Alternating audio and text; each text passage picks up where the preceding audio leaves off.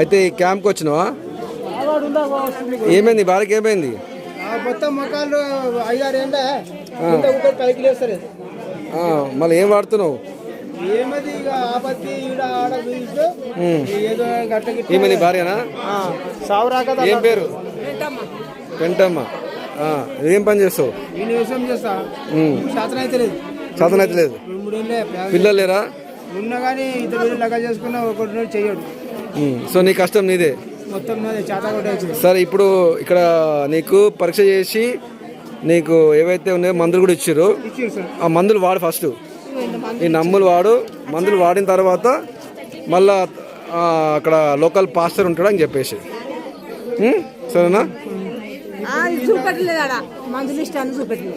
అక్కడ అవసరం లేదు, మీకు మందులు ఇచ్చారు కదా, మందులు తీసుకొని వాడు.